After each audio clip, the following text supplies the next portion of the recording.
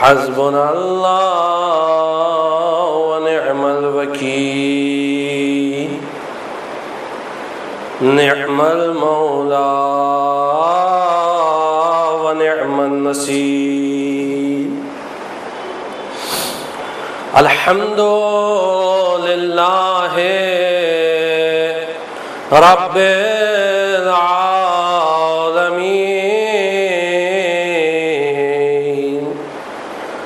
والعاقبة لأهل التقوى واليقين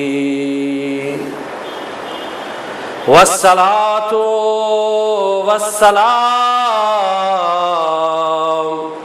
على أشرف الأنبياء والمرسلين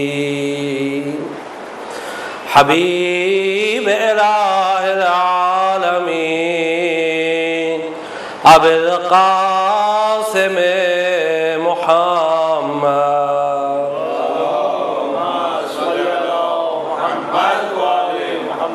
صلى الله عليه وآله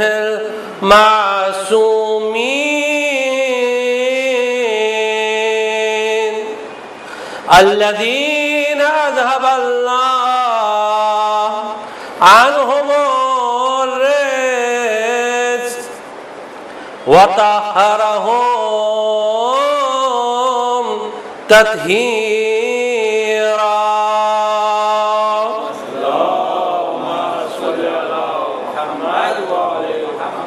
سيما بقية الله في الأرض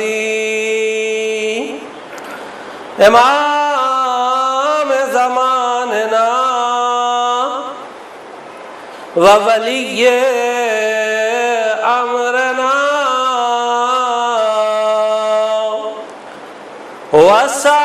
وصاحبنا ومولانا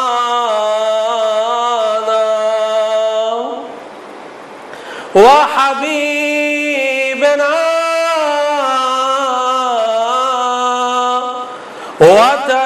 وطبيبنا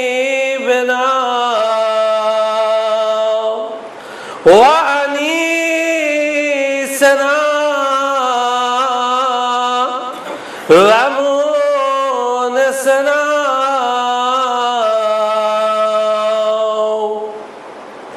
الكهف الحسين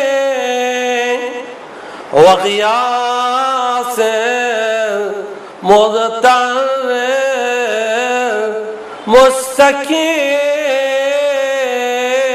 مستكين روحي وأرواح العالمين له الفداء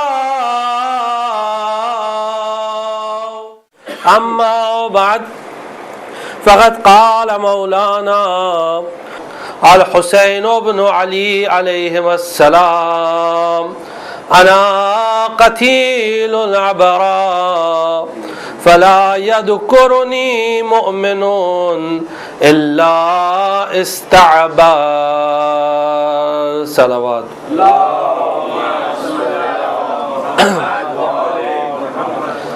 سید الشہداء امام حسین علیہ السلام اس حدیث میں فرما رہے ہیں کہ میں وہ ہوں جس کو رلا کر مارا گیا ہے اور کوئی مومن مجھے یاد نہیں کرے گا مگر یہ کہ اس کے آنکھوں سے آنسو جاری ہوں گے، وہ گریہ کرے گا، روئے گا مجھے یاد کر کے اگر مومن ہے۔ کل جہاں تک گفتگو پہنچی تھی وہ یہ کہ ایک مومن، ایک شیعہ، اس کی کیا اہمیت ہے، کیا فضیلت ہے، یعنی اس کی اللہ کے نزدیک جو منزلت ہے اس پر آج ایک تھوڑی سی روشنی ڈالتے ہیں۔ البتہ یہ موضوع بہت ہی وسیع ہے، بہت ہی واسٹ ہے یہ ڈسکشن، کیونکہ مرحوم شیخ صدوق نے اس پر ایک پوری کتاب لکھی ہے، فضائل الشیعہ، یعنی شیعوں کی فضیلتیں، اور اتنی زیادہ فضیلت لکھی کہ لوگوں نے شیخ صدوق سے کہا کہ آپ نے اتنی فضیلت لکھ دی ہے شیعوں کی کہ اگر کوئی شیعہ یہ سب پڑھے گا تو وہ سوچے گا کہ اب مجھے کچھ کرنے کی ضرورت ہی نہیں، صرف شیعہ ہونا کافی ہے۔ تب شیخ صدوق نے ایک دوسری کتاب لکھی اور اس کتاب کا نام رکھا صفات الشیعہ، یعنی شیعوں کی صفات کیا کیا ہے۔ تو آج مختصراً ان دونوں موضوع پہ بہت ہی ایک دم ہی منیمم ایک دو حدیثیں کہ جب شیعوں کی اتنی منزلت ہے، اتنی پوزیشن ہے، تو شیعہ کہتے کسے ہیں مختصراً، لیکن پہلے 2 حدیثیں تاکہ اپنی قدر و قیمت کو پہچانیں، اپنی ویلیو کو پہچانیں، کیونکہ مولا کائنات امیر المومنین علی ابن ابی طالب علیہ السلام، ایک اور صلوات پڑھ دیجیے۔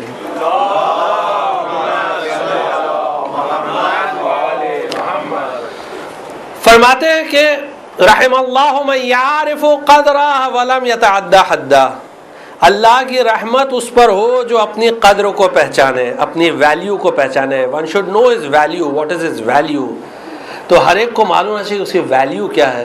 تو پہلے اپنی ویلیو کے متعلق 2 حدیثیں۔ پہلی حدیث جو ہے وہ خود پیغمبر اکرم صلی اللہ علیہ وآلہ وسلم سے ہے۔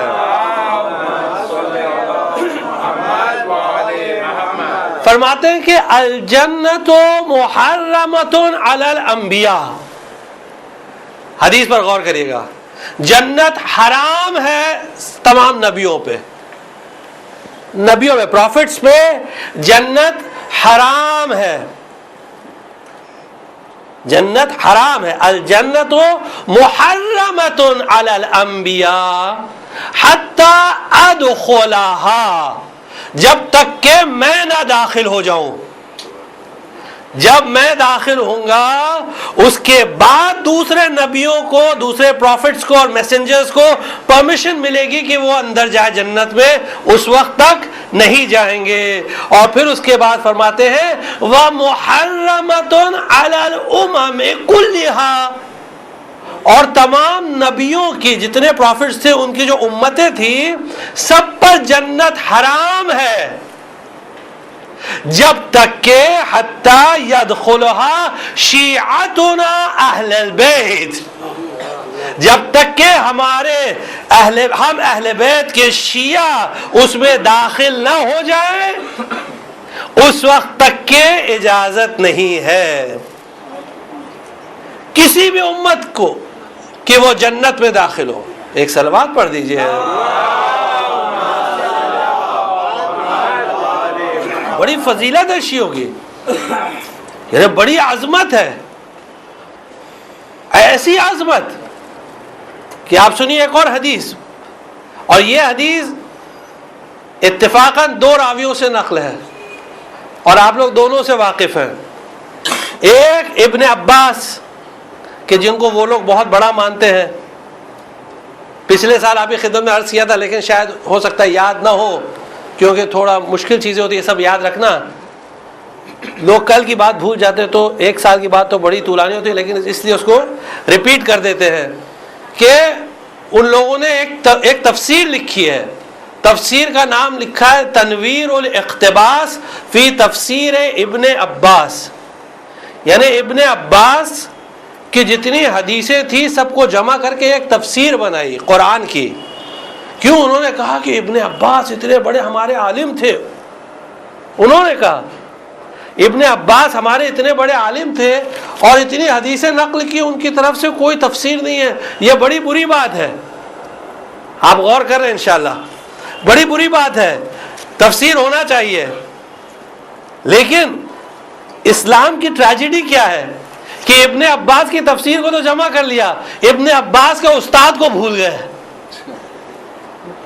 ابن عباس کے استاد کون تھے؟ مولا کائنات امیر المومنین علی ابن ابی طالب۔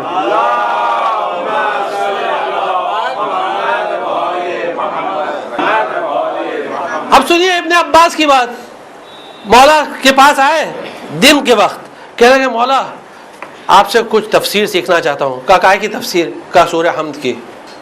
کہا ایک کام کرو، ابھی اس وقت میں مصروف ہوں، تم رات کو آ جاؤ۔ یعنی رات جب کہتے تھے اس زمانے میں، یعنی عشاء کے بعد مسجد میں بیٹھے تفسیر بیان کرنا شروع کی۔ ساری رات تفسیر بیان کی، صرف بائے بسم اللہ، صرف بائے بسم اللہ، بس ساری رات. اور جیسے ہی نماز فجر کا طلوع فجر ہو رہی تھی، یعنی نماز شب کی فضیلت کا وقت تھا، مولانا نے کہا بس اب اتنا کافی ہے. لیکن ساتھ میں ایک جملہ فرمایا کہ اگر رات اور طولانی ہوتی تو علی اس تفسیر کو اور طولانی کرتا. تو یہ علی ان کی تفسیر نہیں لکھی، شاگرد کی لکھی. لیکن الحمدللہ ابھی ایک شیعہ عالم جن کا نام نادر فضلی ہے، انہوں نے ایک تفسیر ابھی لکھی، 2 والیومز کے اندر ابھی ہوئی ہے، ابھی اور وہ جمع کر رہے ہیں، 2 والیوم میں ہو گئی ہے. اس میں تھا تنویر الاقتباس. تنویر یعنی روشن کرنا، اقتباس یعنی کسی چیز کو جو اقتباس کرتے ہیں یعنی ایکسٹریکٹ کرتے ہیں، ایکسٹریکٹ یعنی نکالنا. تنویر الاقتباس یعنی جو چیز نکلی اس کو روشن کرنا. انہوں نے تفسیر عالم نے لکھی ہے، شیعہ عالم دین نے، انہوں نے لکھا ہے النور المبین، یعنی روشن نور، النور المبین فی تفسیر امیر المؤمنین. ایک صلوات پڑھ دیجیے.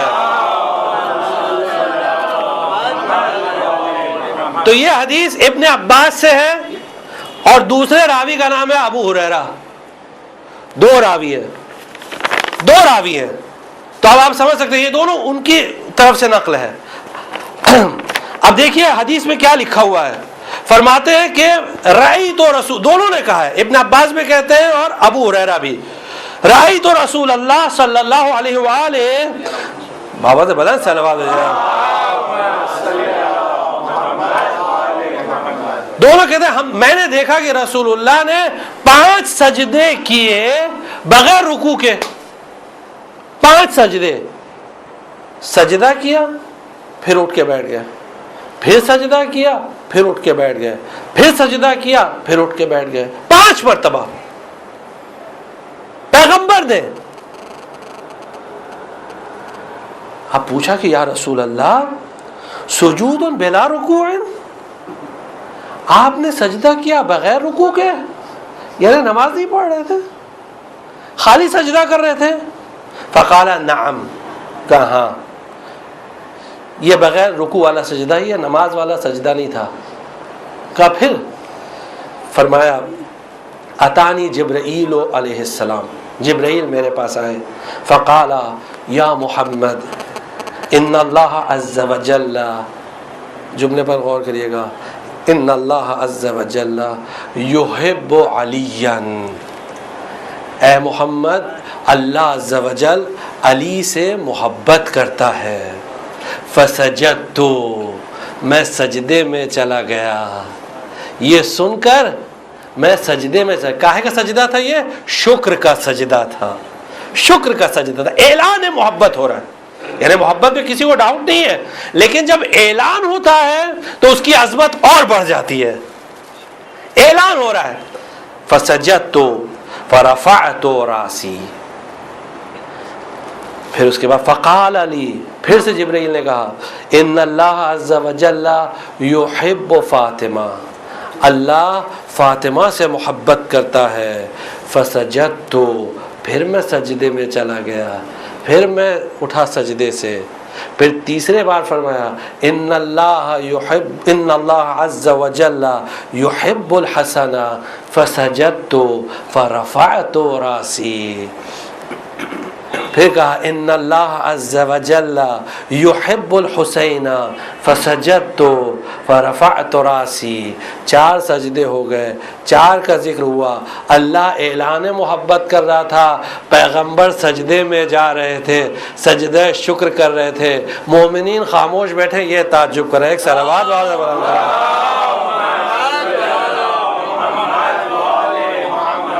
اعلان محبت ہو رہا ہے. لیکن یہاں بات نہیں رکتی ہے. 4 سجدے ہوئے، پھر کہا ان اللہ، جبرائیل نے اعلان کیا، یحب من احبہم، اے پیغمبر جو ان سے محبت کرے گا اللہ ان سے محبت کرتا ہے.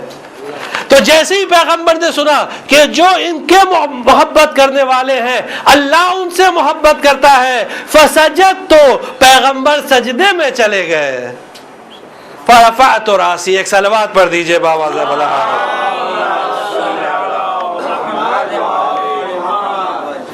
انہیں واقعاً بڑی عظمت ہے, شیعہ کی بڑی عظمت ہے.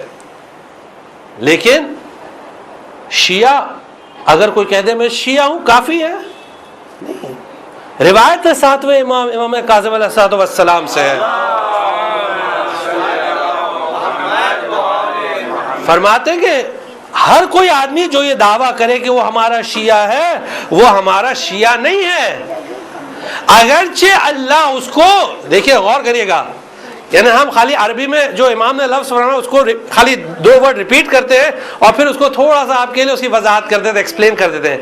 امام فرماتے ہیں کہ ہر کوئی اگر کوئی دعویٰ کرے کہ میں شیعہ ہوں تو وہ شیعہ نہیں ہوتا ہمارا. اگرچہ کیا ہے, اللہ نے اس کو جعل اللہ انسا للمؤمنین, اللہ نے خالی اس کو ایکسپٹ کر لیا ہے as a friend of the believers, خالی ایک فرینڈ کے حساب سے, کمپینین کے حساب سے مومنین کے اس کو الاؤ کیا ہے کہ وہ دائرے میں آ جائے, ورنہ وہ شیعہ نہیں ہے اگر خالی دعویٰ کرے. کیونکہ بہت بڑی پوزیشن ہے, یہ بہت بڑی پوزیشن ہے. اس لیے جب یہ پوزیشن ہے تو اس کے لیے کچھ چیزیں بیان کی گئی ہیں. اب کیا چیزیں بیان کی گئی اس پر غور کریے گا. ایک چھوٹی سی حدیث پڑھتے ہیں اور پھر اس کے جو مصداق ہے اس پہ غور کریے گا, جو اس کے اپلیکیشنز ہیں. اپلیکیشنز جو ہیں, امام رضا علی ابن موسیٰ علیہ الصلوۃ والسلام فرماتے ہیں شیعوں کے لیے 3 چیزیں بیان کی ہیں. پہلے یہ حدیث بیان کرتے ہیں, پھر اس کے بعد عمل کے اعتبار سے, اور پھر اس کے بعد پھر اس حدیث پہ آئیں گے انشاءاللہ اگر اللہ نے توفیق دی تو. امام فرماتے ہیں شیعتنا المسلمون لامرنا, ہمارا شیعہ وہ ہوتا ہے جو ہمارے حکم کے سامنے پوری طرح سبمٹ کرتا ہے, پوری طرح سبمٹ کرتا ہے. جب ہم نے حکم دے دیا تو چوں اور چرا نہیں کرے گا, کیوں, کیسے, کیوں کر, وہ سب نہیں. وائی, یہ بات میرے سمجھ میں نہیں آتی ہے, امام نے یوں کیوں کہا. ایک دوسری چیز, الآخذون بقولنا, جو ہماری حدیثوں کو ایکسپٹ کرتے ہیں, جو ہماری ٹریڈیشنز کو ایکسپٹ کرتے ہیں. پہلا کیا, کمانڈ. امام نے فرمایا یہ کر دو, کر دیا. آپ نے واقعہ سنا ہو اس لیے ہم ریپیٹ نہیں کر رہے ہیں. دیکھیے وہ مرد خراسانی آئے امام کے پاس اور کہا کہ آپ انقلاب لائیے, ہم لوگ یہ کر ڈالیں گے, وہ کر ڈالیں گے. سنا آپ نے, لیکن جب امام نے امتحان لیا تو پیچھے ہٹ گیا. ہارون مکی آئے, امام نے حکم دیا, فوراً کود گئے. یہ ہے تسلیم امر, یہ ہے تسلیم امر, یعنی پوری طرح آرڈر کے سامنے سبمٹ ہونا, امام کے آرڈر کے سامنے. یعنی ہم لوگ کو مینٹلی تیار ہونا چاہیے. امام کا ظہور کبھی بھی ہو سکتا ہے, ظہور بول کے نہیں ہوگا, ہو سکتا ہے امام کل تشریف لے آئے.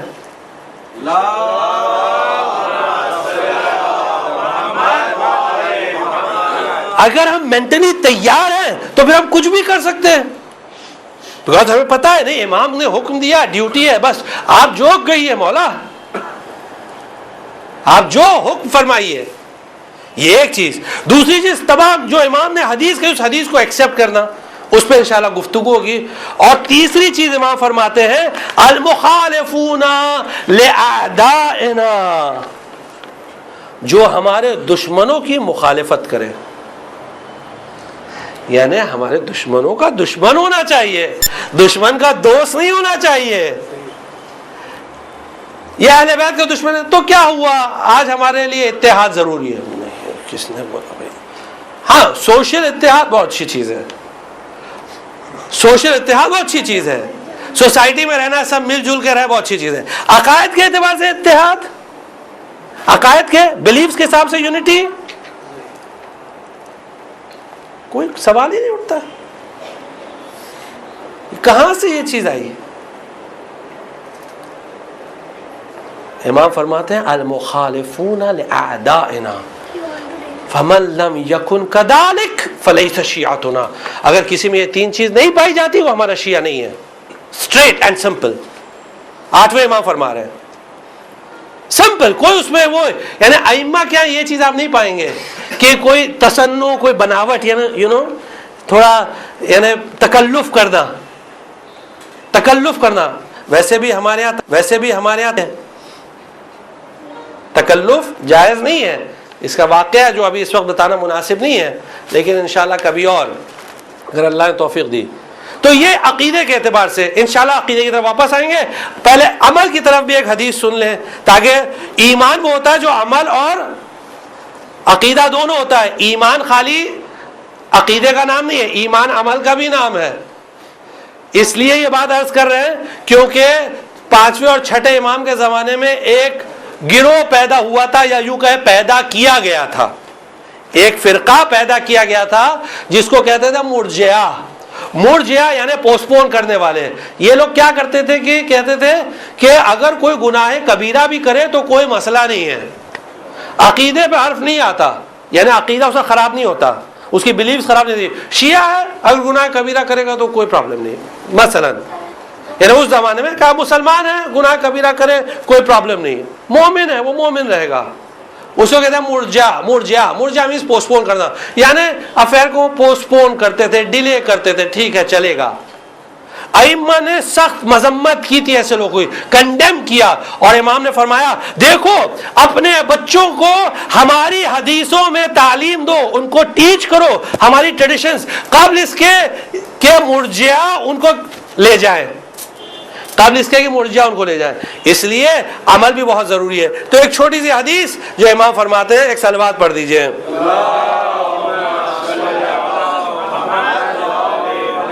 حدیث سن کے گھبرائیے گا مت، حدیث ہے، گھبرانے کی کوئی بات نہیں ہے، جتنا ہو سکے عمل کرے. امام فرماتے ہیں 6ٹھے میں امام صادق علیہ الصلوۃ والسلام،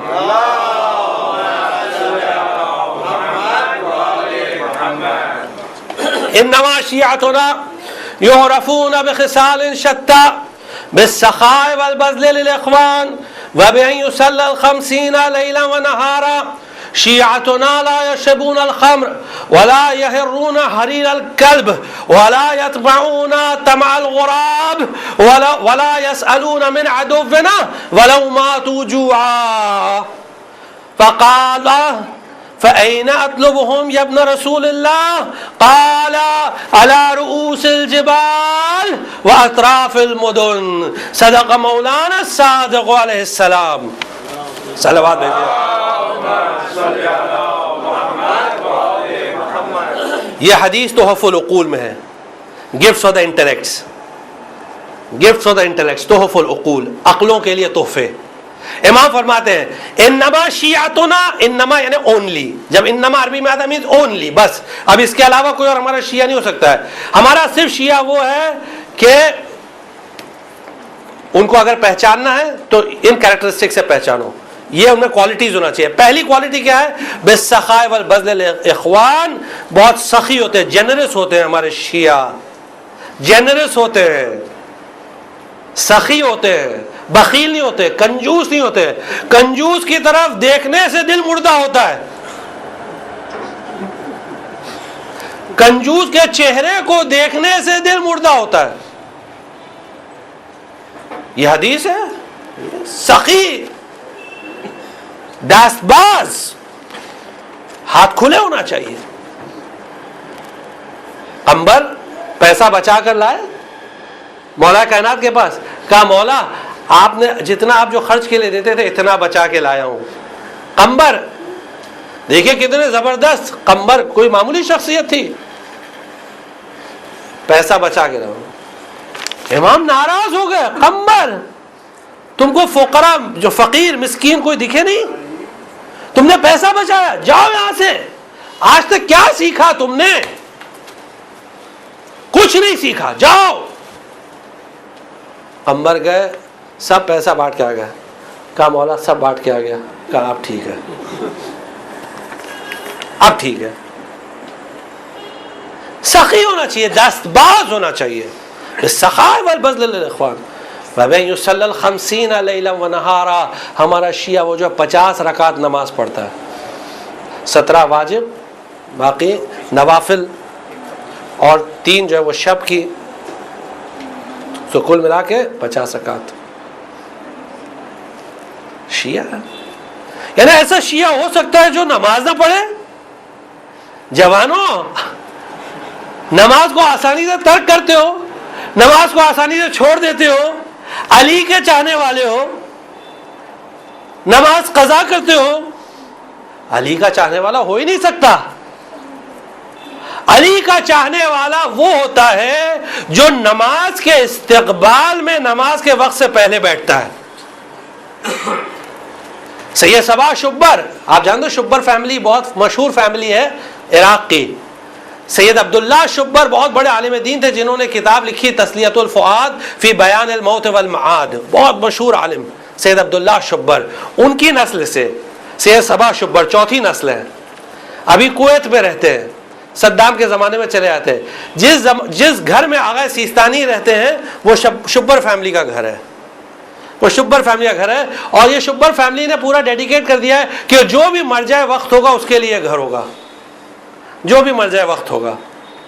ان کی نسل سے سید صبا شبر کویت میں, ان کے پاس کویت میں بیٹھے ہوئے تھے, اللہ نے توفیق دی, ان سے ملاقات کی.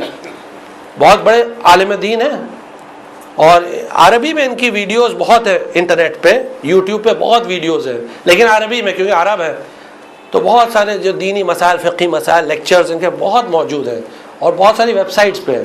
سید صبا شبر, ہم لوگ شبر کہتے ہیں, عرب میں شبر کہتے ہیں.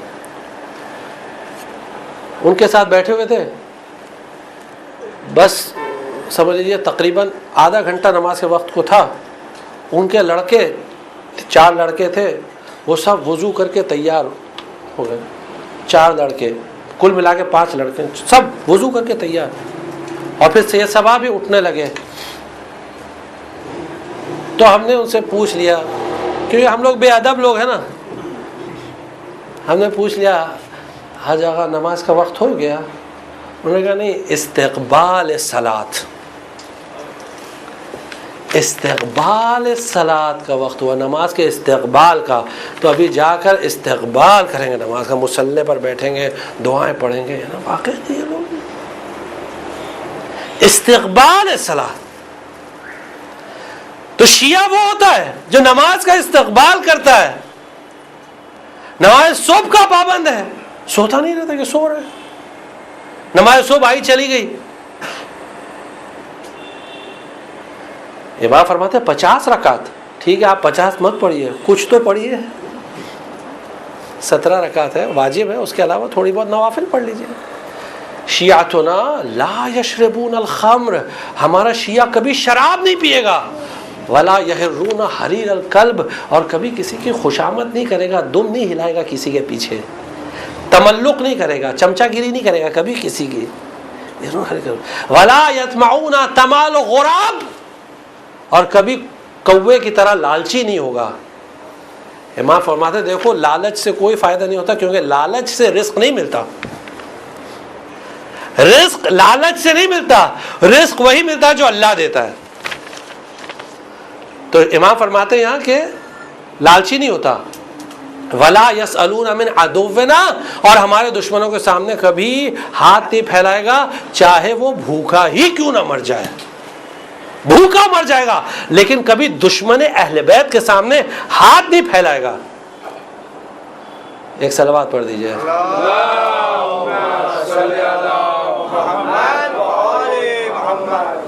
کبھی دشمن کے سامنے ہاتھ نہیں پھیلائے گا, چاہے بھوکا ہی کیوں نہ مر جائے, اہل بیت کے دشمن کے سامنے.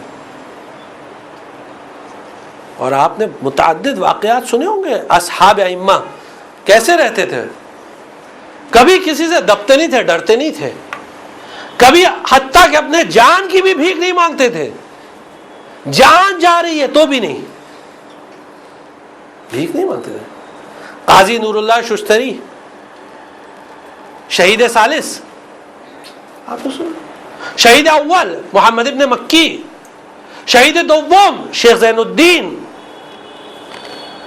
یہ لوگ کیسے تھے؟ اگر یہ چاہتے تھوڑی خوشامد کرتے ان کی جان بچ جاتی, تھوڑا بولتے تھے یس آپ جو بولیں, لیکن نہیں.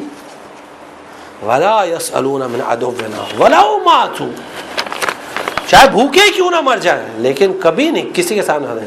اب پھر ہم لوگ اس پہلی حدیث کی طرف آتے ہیں. راوی نے پوچھا, جب یہ سب امام نے صفات بتائی تو راوی نے پوچھا فَأَيْنَ أَطْلُبُهُمْ, ایسے شیعہ کہاں ملیں گے؟ کہا علی رؤوس الجبال و اطراف المدن، جبل عامل لبنان میں،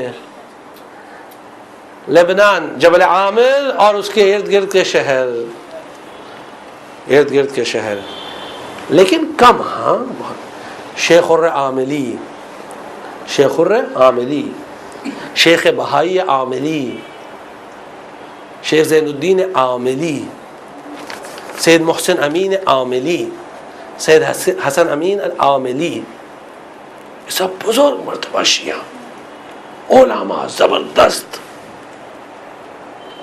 شیعہ. اسے کہتے ہیں شیعہ جو امام کے بولنے پر عمل کرے. اب آئیے اس حدیث کی طرف پھر چلتے ہیں کہ جو امام نے فرمایا کہ ہمارے شیعہ جو ہے وہ حکم کے سامنے تسلیم ہوتے ہیں اور ہمارے حدیثوں کو لیتے ہیں. اب یہاں ایک بات آپ کی خدمت میں عرض کرنا چاہیں گے، بہت اہم بات، کہ اہل بیت علیہ السلام کی حدیث اگر نقل کی جائے اور نقل کرنے والا ایسا شخص ہو کہ جو ریلائبل ہو، جو حدیث کو بیان کر رہا ہے وہ ریلائبل ہے، تو پھر حدیث کو قبول کرنا ہماری ذمہ داری ہوتی ہے، چاہے ہم اس کو ہضم کریں یا نہ کریں. ایک مثال دیتے ہیں، مثلا آج کل جو لوگ ایس ایم ایس بھیجتے ہیں حدیث کی، بہت اچھی چیز ہے، لیکن ان سے گزارش یہ کہ اس میں حدیث کا ریفرنس ضرور لکھا کریں، ایگزیکٹ ریفرنس. ایسے ہی کسی نے بھیج دیا اس کو فارورڈ نہیں کریں، ایگزیکٹ ریفرنس لکھیں. بہت اچھی چیز ہے حدیث بھیجنا، حدیث پروپیگیٹ کرنا. اگر کوئی کہتا ہے کہ نہیں ایسے کسی کو حق نہیں حدیث بھیجنے کا، وہ غلط بول رہا ہے، وہ غلط بول رہا ہے. اگر کوئی ایگزیکٹ ریفرنس کے ساتھ، مثال کے طور پر اگر آپ حدیث کسی کو بھیج رہے ہیں، ایک حدیث، اور وہ حدیث میں آپ لکھ رہے ہیں کہ یہ حدیث بہار اور انوار والیوم 2 پیج 15 حدیث نمبر 3، آپ کی ذمہ داری ختم ہو گئی.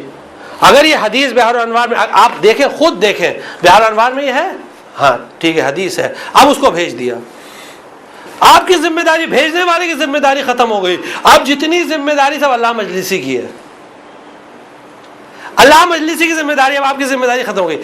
ہاں بغیر دیکھے ہوئے حدیث کچھ بھی بھیج دیے ادھر ادھر سے کہیں سے بھی لے کے، تو پھر ذمہ داری گردن پہ آ جاتی، کیونکہ الاؤڈ نہیں ہے اس طرح، یہ حدیث کا معاملہ ہے. یعنی کسی کو حق نہیں ہے بولنے کا، کہنے کا قال صادق علیہ السلام اور پھر کچھ بھی لکھ دے، امام صادق نے کہا پھر کچھ بھی بول دے، نہیں. اب دیکھیے حدیث کیا ہے. جابر بن عبداللہ انصاری فرماتے ہیں کہ امام باقر علیہ الصلوۃ والسلام نے فرمایا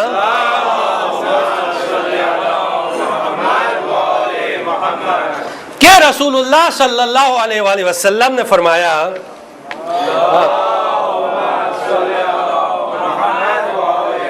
کہ ہماری حدیثیں بہت سخت ہے، بہت گرا ہے، بہت ڈیفیکلٹ ہے.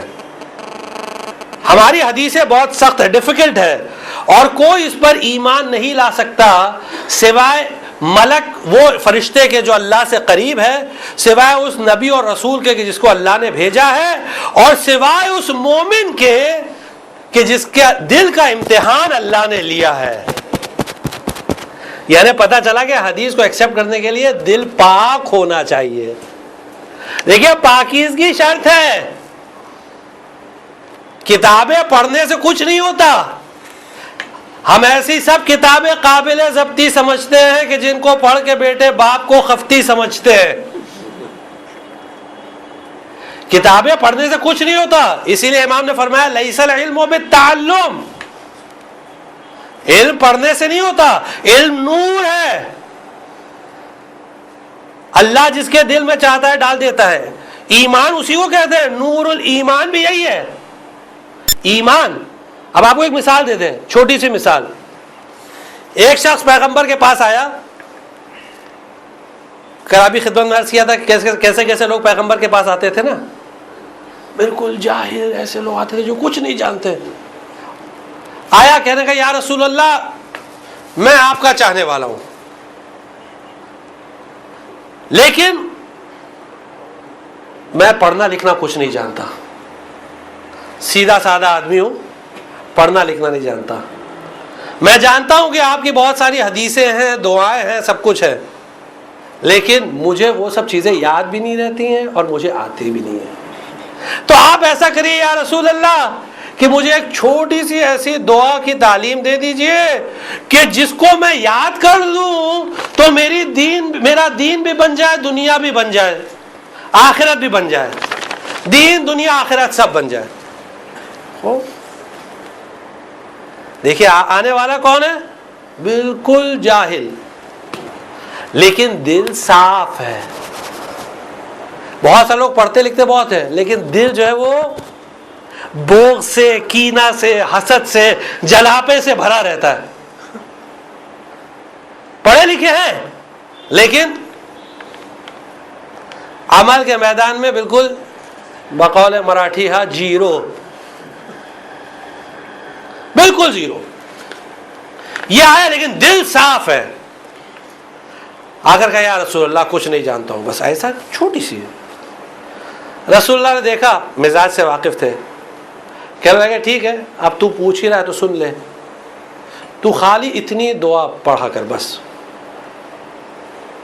یا رب انت ربی وانا عبدک.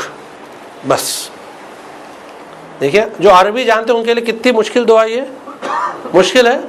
یا رب انت ربی وانا عبدک, تو میرا رب میں تیرا بندہ. بس یہ دعا تو پڑھا کر تیری دین بھی بنے گی, تیری دنیا بھی بنے گی, تیری آخرت بھی بنے گی. پیغمبر نے نہیں کہا نہیں جاؤ دعا مشلول پڑھو, دعا جوشن کبیر پڑھو, چلو تب جا کے کچھ ہوگا. نہیں چھوٹی سے. لیکن وہ بیچارہ بہت سیدھا تھا, اس کا دماغ بھی بہت کمزور تھا. بہت سارے لوگ ہوتے ہیں جن کا دماغ بہت کمزور تھا, کچھ یاد ہی نہیں رہتا. وہ اٹھا وہاں سے گیا یاد کرنے کے لیے, بھول گیا, الٹا ہو گیا. دعا کیا, کہنے لگا یا رب انت عبدی وانا ربک. پروردگارا تو میرا غلام ہے اور میں تیرا رب ہوں. اب جو اس نے ورد کرنا شروع کیا تو ملکوت میں, آسمان میں, فرشتے میں ایک بیڈ لیم, کیاس, ٹیومر اور ہنگامہ. یہ کیا ہو رہا ہے, یہ کیا پڑھ رہا ہے, یا اللہ.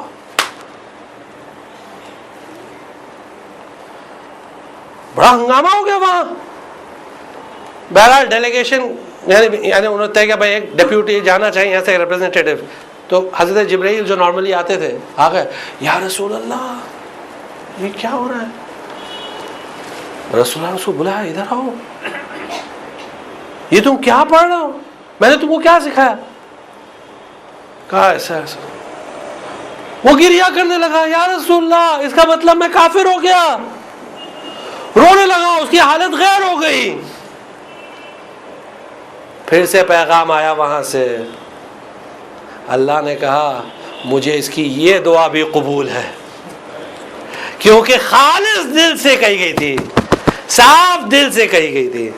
اس لیے دل ایک دم صاف ہونا چاہیے, دل ایک دم پاک ہونا چاہیے, ہمیشہ آئینے کی طرح چاہیے. جب دل میں کوئی وسوسہ, کوئی کینہ, کسی کے خلاف بھی اگر کوئی کینہ پیدا ہو, حسد پیدا ہو, کینہ یعنی کسی کے خلاف کوئی برائی, تو فوراً کہیے اعوذ باللہ من الشیطان الرجیم. کیونکہ شیطان, قرآن کہتا ہے کہ شیطان نزغ یعنی ینزغ بینکم, شیطان تمہارے ایک دوسرے کے خلاف دل میں کینہ پیدا کرتا ہے, حسد پیدا کرتا ہے. حسد اس لیے برائی کرتا ہے.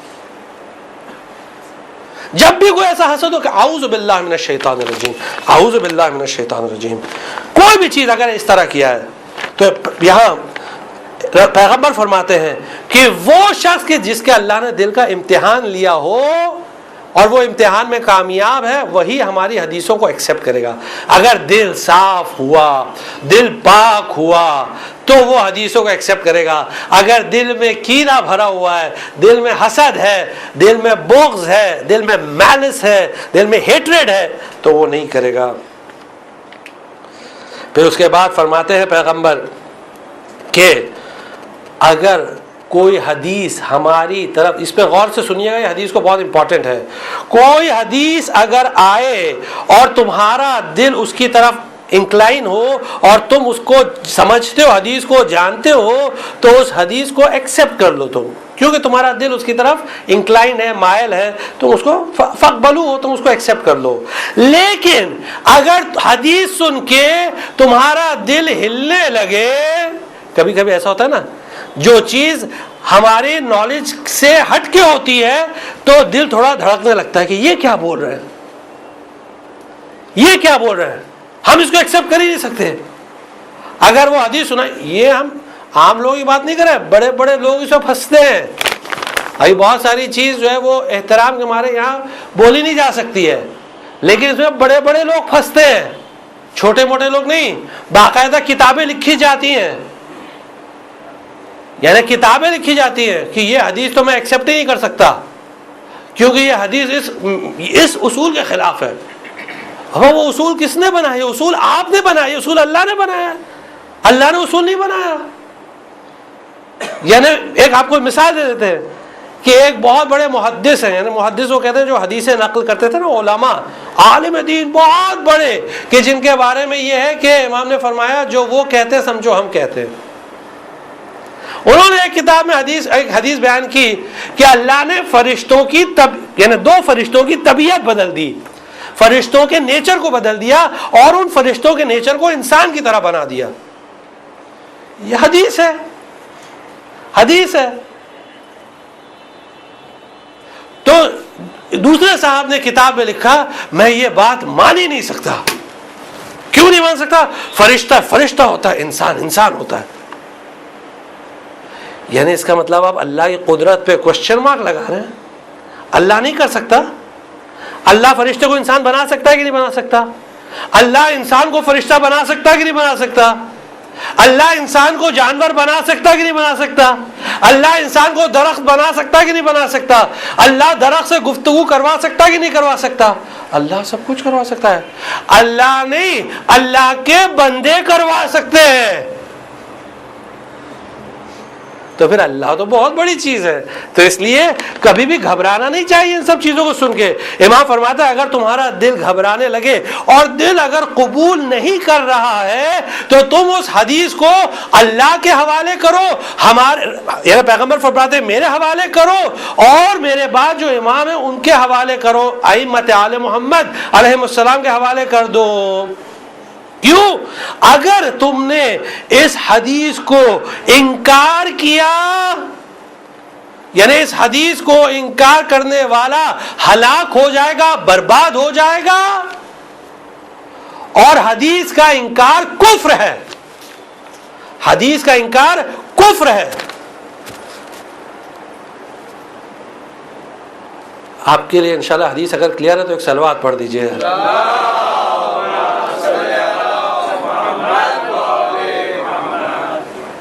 حدیث کا انکار کفر ہے، ہمارے سمجھ میں نہیں آتی، ٹھیک ہے۔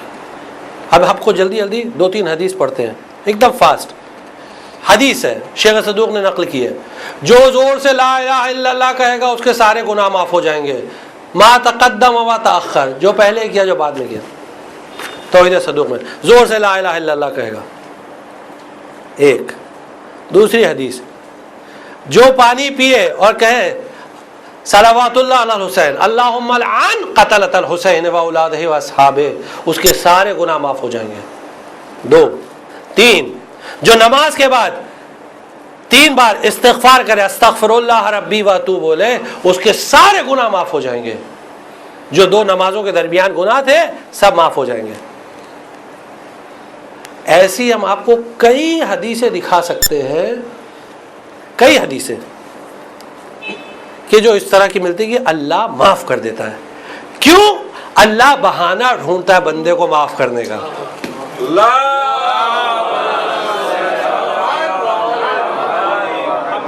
تھوڑا سا بس اللہ کی طرف آؤ، سب معاف کر دے گا۔ اب جب یہ سب حدیثیں سنی تو کوئی تعجب نہیں ہوا، اور اس طرح نہیں، ہم کم سے کم آپ کے لیے 70 ایسی حدیثیں لا سکتے ہیں الگ الگ چیزوں کی، 70 کم سے کم 70 حدیثیں کہ جس میں سب معاف، سارے گناہ معاف۔ اور گناہ کو معاف کرنا اللہ کے عدل کے خلاف نہیں ہے، فضل پروردگار ہے، فضل پروردگار ہے گناہ کو معاف کرنا. اگر اللہ نے ریوارڈ نہیں دیا، آپ مثلا اللہ نے وعدہ کیا ہے کہ جو ایسی مجلس میں آئے گا اللہ اس کے درجات کو بلند کرے گا، حدیث ہے. جو مجلسوں میں آئے گا، امام حسین السلام کی مجلس میں آئے گا، اللہ اس کے درجات کو بلند کرے گا. ڈاؤٹ ہے کسی کو؟ جسے یقین ہوگا کہ ہاں درجات بلند ہوں گے تو قیامت کے دن اپنے درجات کو دیکھے گا. اور درجات تو چھوڑیے، قیامت کے دن فرشتے آگے کہیں گے کہ چلو جنت میں، کہیں گے نہیں عرش کے نیچے ہم ذکر حسین میں مصروف ہیں، ہم کو رہنے دو، ہم کو رہنے دو. تو پھر کہیں گے اچھا شاید حوریوں کو بھیج دو، یہ حوریوں کو دیکھ کے چلے آئے جنت میں. تو حوریاں آئیں گی کہ جنت میں چلو، کہا نہیں تم جاؤ، ہم کو جو لذت اور جو مزہ اس میں مل رہا ہے کسی اور چیز میں نہیں ملتا ہے. صلوات بھیجیے محمد علیہ وسلم.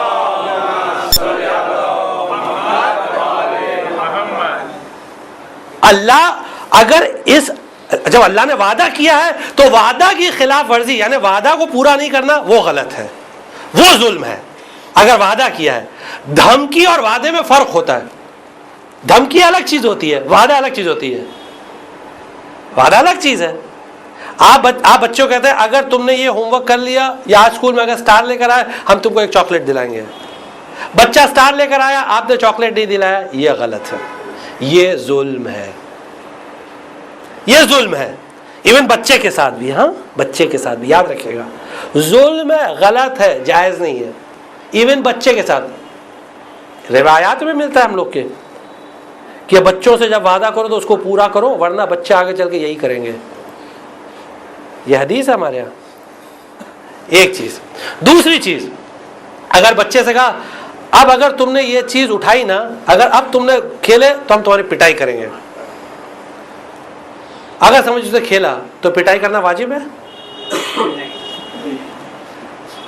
دھمکی دے رہے آپ، نہیں پوری کیا، محبت آ گئی. جیسے آپ غصے میں اٹھے بھی اب پٹائی کریں گے تو اس نے کہا سوری سوری سوری سوری، ایک سوری بولا اور ماں باپ کا دل پگھل گیا.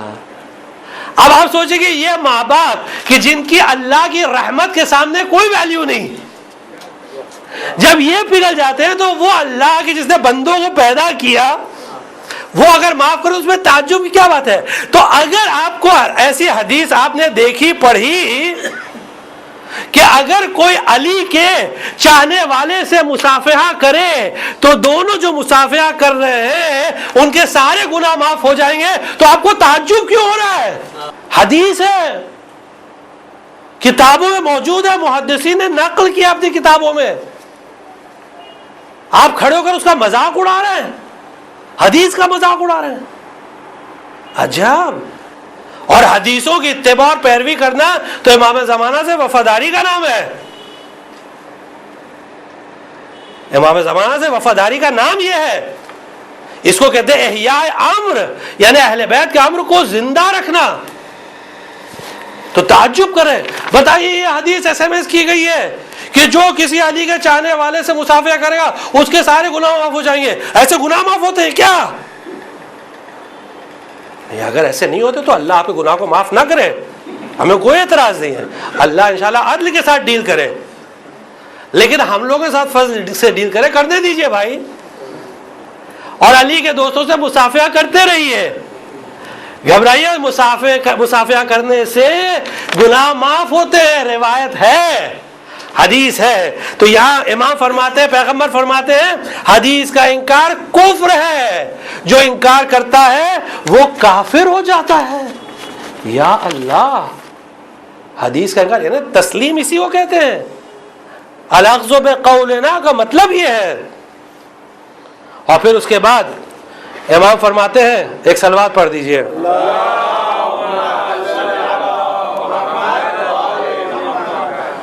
دیکھیے کیسی بات ہے، بس جلدی، وقت ابھی نہیں ہے، بس حدیث سن لیجئے جلدی سے. کہ راوی نے آ کر کہا کہ مولا ایک شخص آ کے مجھے آپ کی حدیث بیان کرتا ہے لیکن وہ حدیث میں ہضم نہیں کر پاتا ہوں، بہت بھاری ہوتی میرے لیے، بہت گرا ہے، میں ڈائجسٹ نہیں کر سکتا ہوں. ہیوی ہے.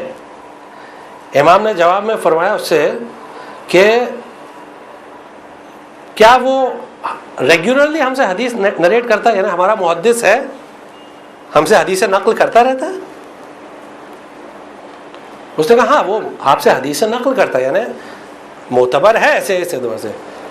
سیکنڈ کوشچن, امام نے دوسرا سوال پوچھا, کیا وہ ایک دم عقل سے امپاسبل باتوں کو بیان کرتا ہے جو عقلی طور پہ امپاسبل ہے, یعنی دن کو رات اور رات کو دن بولتا ہے, ایسا کرتا ہے؟ کہا نہیں ایسا تو نہیں کرتا, لیکن میں نہیں ہضم کر پاتا ہوں. امام نے فرمایا تو اگر ایسی بات ہے تو تم حدیث کو چھوڑ دو, ہمارے حوالے کر دو, اس کو ریجیکٹ مت کرو, حدیث کو ریجیکٹ مت کرو, تم حدیث کو ہمارے حوالے کر دو. اگر تم نے اسے ریجیکٹ کیا تو گویا تم نے ہمیں ریجیکٹ کیا. اس حدیث کو اگر تم نے ریفیوز کیا تو ہم کو ریفیوز کیا, حدیث کو ریجیکٹ کیا تو ہم کو ریفیوٹ کیا. الاؤڈ نہیں ہے حدیث کو ریجیکٹ کرنا جب تک کہ پوری, یعنی آف کورس یہاں ایک بات ابھی خدمت میں عرض کریں کہ پوری علم الحدیث ہے, یعنی جو حدیث کا علم ہوتا ہے نا اس کے الگ الگ لیولز ہوتے ہیں, اس پہ 3 سائنسز ہوتی ہیں. ایک کو کہتے ہیں درایت, ایک کو کہتے ہیں روایت, دوسرے کو کہتے ہیں درایت, اور تیسرے کو کہتے ہیں رجال. یہ 3 علم ہوتے ہیں حدیث میں.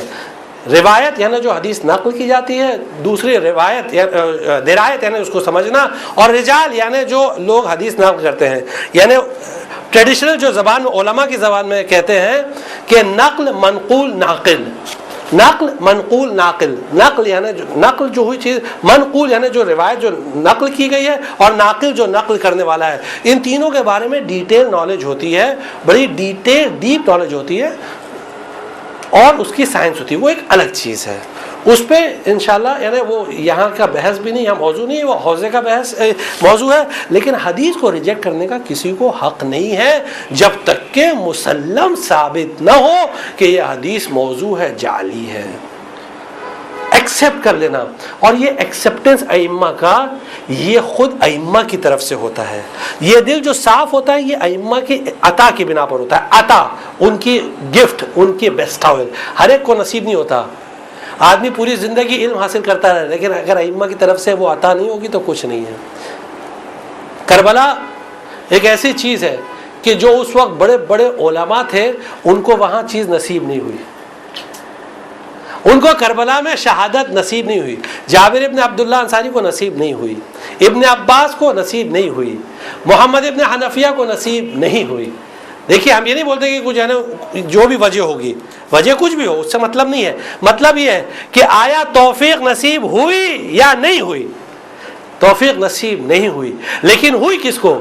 زہیر ابن قین جو کل تک دوسرے مذہب پر تھے, وہب کلبی کہ جو کل تک کرسچن تھے اور آج وہ وہب قلبی آج آئے ہیں. عاشور کے دن ایسا جذبہ ہے. کیوں؟ نظر عنایت تھی امام زمان کی, ایک نظر کرم تھی, امام کی نظر کرم. بس ایسا جذبہ پیدا ہو گیا وہب قلبی میں, اور ماں صرف بیٹا نہیں, ماں مسلسل کہ بیٹا جاؤ اجازت لو, لوگ جا کے شہید ہو رہے, تم بھی جاؤ بیٹا. دیکھیے ایسا جگر ہونا چاہیے ماں کا. آج ایسا جگر ہے ماؤں کے دل میں, جاؤ بیٹا شہید ہو جاؤ. بیٹا آتا ہے امام حسین علیہ السلام کی, ابھی نئی شادی ہوئی بالکل, آ کے امام کی خدمت میں حاضر ہوتا ہے, مولا اجازت دے دیجیے, مولا اجازت دے دیجیے, اجازت طلب کر رہا ہے. اب امام حالات سے واقف ہے, امام سے بہتر کون حالات سے واقف ہو سکتا ہے کہ یہ بوڑھی ماں کا سہارا ایک, اس کے علاوہ اور کوئی سہارا نہیں, اور بیوی ابھی باپ کے گھر سے رخصت ہو کر آئی ہے, شوہر کے گھر بھی نہیں گئی ہے, راستے میں ہی آ کر جوائن کر لی. اور یہاں یہ منظر ہے, امام نے اجازت دی, آیا واپس ماں کے پاس خوشی خوشی کہتا ہے کہ اماں امام نے اجازت دے دی. ماں کہتی ہے اگر اجازت دے دی تو پھر کھڑے کیا دیکھ رہے ہو, جاؤ. مقتل کا جملہ ہے کہ وہب گئے اور رجز پڑھا, رجز وہ پڑھتا تھا جس کا عقیدہ ایک دم زبردست ہوتا تھا. یہ ابھی ایمان لے آیا ہے لیکن عقیدہ اتنا زبردست ہے, اب رجز پڑھ رہا ہے کہ میں امام کے دین پر باقی ہوں, امام کی دفاع کروں گا.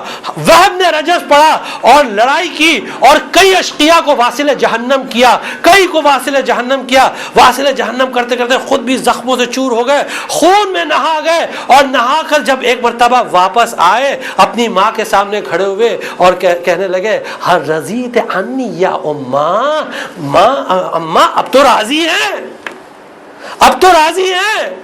کہا بیٹا میں نے تم کو مرنے کے لیے بھیجا تھا, اس لیے تھوڑی بھیجا تھا کہ تم زندہ آ جاؤ, جاؤ امام کے لیے اپنی جان دو. اب جو وہب جانے لگے تو ایک مرتبہ خیمے کے دروازے پہ دیکھا تو بیوی کھڑی ہے. کہا مومنہ تو یہاں کیوں کھڑی ہے؟ کہا وہب تم سے نہیں بیان کروں گی, چل کے امام کے پاس چلو. اب دونوں میاں بیوی میں گفتگو ہو رہی تھی کہ ایک مرتبہ ماں نے کہا بیٹا دیکھ تو اس کی باتوں میں نہ آنا, تو جا شہید ہو جا, یہ تجھے وسوسہ شاید کرے کہ شہید نہ ہو, لیکن بیٹا تو اس کی باتوں کو نہ سننا.